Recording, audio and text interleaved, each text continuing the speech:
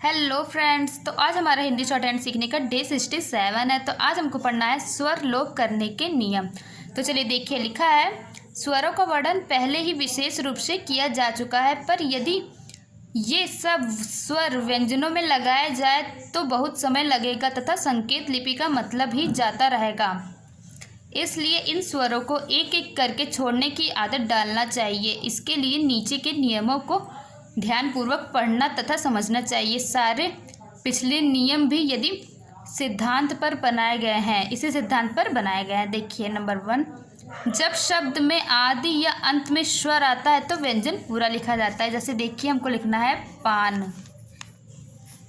तो ये हो गया हमारा पान। या हमको लिखना है पानी, तो ये हो गया हमारा पानी। या हमको लिखना है, क्या लिखना है, खटक, ये खटक हो गया। या फिर हमको लिखना है मानी, तो ये हमारा पूरा होगा ऐसे, मानी। फिर देखिए, र और ला के ऊपर और नीचे लिखे जाने से भी पता लगता है कि स्वर पहले या आखिरी में है। जैसे हमको लिखना है पार, तो ये हमको पूरा लिखना है ऐसे, पार।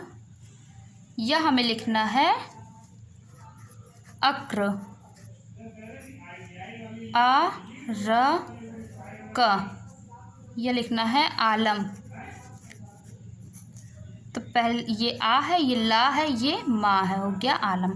फिर देखिए, लिखा शब्द चिन्ह लाइन के ऊपर लाइन पर और लाइन को काटकर बगैर मात्रा के लिखे और पढ़े जाते हैं। जैसे यदि या दाम, तो ये हमारा लाइन के ऊपर होगा। फिर दे देना, देता, ये लाइन पर होगा। फिर दिन, दी, दिया, ये हमारा लाइन कट करके होगा। ठीक है। फिर देखिए, लिखा इन नियमों से स्वर को ना लिखे जाने पर भी कम से कम इतना तो पता चल ही जाता है कि आदि और अंत में कोई स्वर है। अब कौन सा स्वर है, इसके लिए आगे के नियमों पर ध्यान दीजिए। जिस तरह स्वरों के 3 स्थान प्रथम, द्वितीय और तृतीय होते हैं और स्थानानुसार उनके उच्चारण भी भिन्न भिन्न होते हैं, उसी प्रकार शब्द भी ध्वनि के अनुसार 3 स्थान पर लिखे जाते हैं और वह शब्द के प्रथम, द्वितीय और तृतीय स्थान कहे जाते हैं। प्रथम स्थान लाइन के ऊपर, द्वितीय स्थान लाइन पर तथा तृतीय स्थान लाइन को काट करके लिखा जाता है। जैसे देखिए, ये लाइन के ऊपर प्रथम, लाइन पे द्वितीय और लाइन कट करके तृतीय। ठीक है। फिर देखिए, हर एक शब्द में उसकी मात्रा ही इस बात का निश्चय करती है कि वह शब्द कहाँ लिखा जाए। यदि शब्द में प्रथम स्थान की मात्रा मुख्य है तो शब्द प्रथम स्थान पर, यदि द्वितीय स्थान की मात्रा मुख्य है तो शब्द द्वितीय स्थान पर, और यदि तृतीय स्थान की मात्रा मुख्य है तो शब्द तृतीय स्थान पर लिखा जाता है। यदि शब्द में कई मात्राएं हो तो उस शब्द की खास दीर्घ उच्चारित मात्रा ही के हिसाब से स्थान निर्धारित किया जाता है। जैसे हमको लिखना है पार, तो ये हो गया हमारा पार। या लिखना है हमको पोर, तो ये हमारा पोर हो गया। पार हमारा लाइन ऊपर करके ऐसे होगा, और या तीर, ये हमारा लाइन कट करके होगा ऐसे। या फिर हमको लिखना है माल, माल लाइन के ऊपर, मोल लाइन पे, मील लाइन, मील हमारा लाइन के नीचे लिखा है। ठीक है। फिर देखिए, यदि एक से ज़्यादा दीर्घ उच्चारित मात्रा हो तो पहले मात्रा के विचार से स्थान निर्धारित किया जाता है। जैसे देखिए, हमको लिखना है पहले पाल, क्या लिखना है, ये पाल। फिर है फॉलो, ये लाइन पे हो गया। फिर पीला, ऐसे। फिर देखिए जैसे हमको लिखना है चेला, चेला।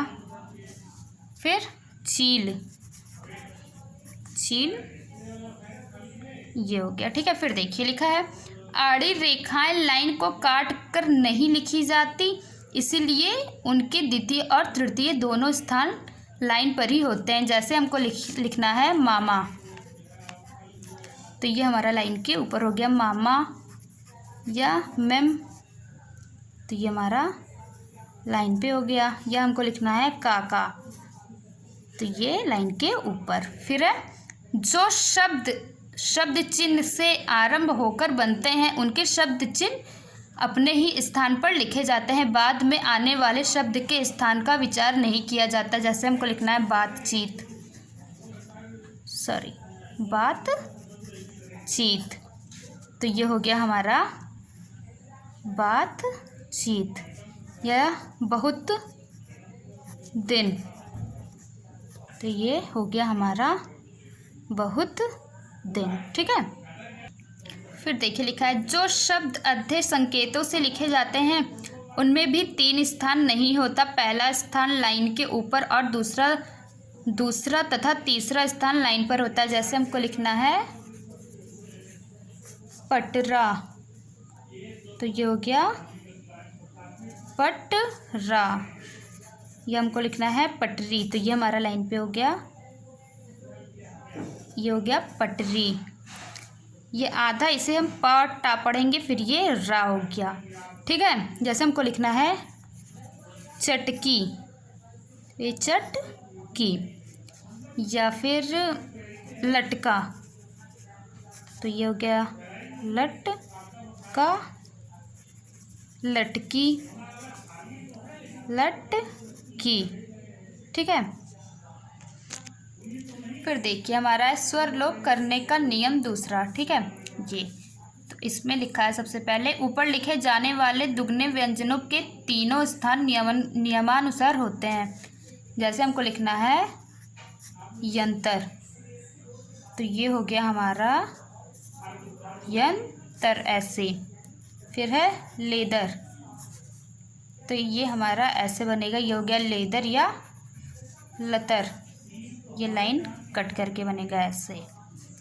फिर है पर यदि यह दुगने व्यंजन नीचे लिखे जाने वाले हैं तो इनका केवल एक स्थान लाइन को काट कर होता है। जैसे हमको लिखना है प्रिंटर, क्या लिखना है प्रिंटर।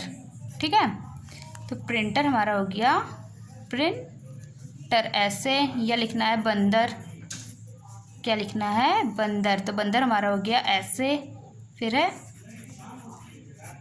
पातर, पातर हमारा हो गया ऐसे। फिर देखिए लिखा है बिना मात्रा वाले शब्द तीसरे स्थान पर लिखना चाहिए। जैसे हमको लिखना है पाला पल, तो ये हो गया हमारा ये सॉरी तो देखिए हमारा होगा पाला पल ऐसे, पाला पल ऐसे, पाला पल। ठीक है, यह हमको लिखना है पाका पक, क्या लिखना है पाका पक। फिर देखिए नंबर 4 लिखा है बहुत से ऐसे शब्द हैं जिनमें मात्रा न लगाने से अर्थ के समझने में बड़ी कठिनाई पड़ती है। उनमें जो मात्रा स्थान विशेष से न समझी जा सके उसे लगाना चाहिए। जैसे हमको लिखना है आरी, क्या लिखना है आरी, तो ये हो गया हमारा आरी। या फिर हमको लिखना है ओदा, तो ये हो गया हमारा ओदा। या लिखना है ओला, तो ये हो गया हमारा ओला। ठीक है, फिर देखिए हमारा लिखा है जब ला या रा के ऊपर और नीचे लिखने से स्वर का ठीक ठीक पता ना लगे तो मात्रा को लगाना चाहिए। जैसे हमको लिखना है आरती, तो ये हो गया हमारा लाइन कट करके आरती, यह हमको लिखना है आरजू, तो ये हो गया हमारा आरजू। ठीक है, फिर देखिए लिखा ऐसे स्थानों पर भी मात्रा लगा सकते हैं जहाँ एक ही शब्द संकेत से कई शब्द बनते हैं, जैसे माला, क्या है, माला, मैला, मैला, या फिर मूल, तो हो गया ये मूल इत्यादि। फिर देखिए लिखा है जहाँ शब्द नया और कई बार का लिखा ना हो, जहाँ जल्दी से शब्द संकेत ठीक स्थान पर नहीं अथवा अशुद्ध लिखा गया हो, जहाँ कोई बिल्कुल नया विषय लिखा जा रहा हो, जहाँ संदर्भ आदि का ठीक ठीक पता ना चल सके। तो देखिए हमारा स्वर लोप करने का नियम आज यहाँ पे कंप्लीट होता है। कल हमको पढ़ना है कटे हुए व्यंजनों का प्रयोग। अगर कुछ समझ में ना आए तो आप लोग कमेंट करके पूछ सकते हैं। Thank you, bye bye.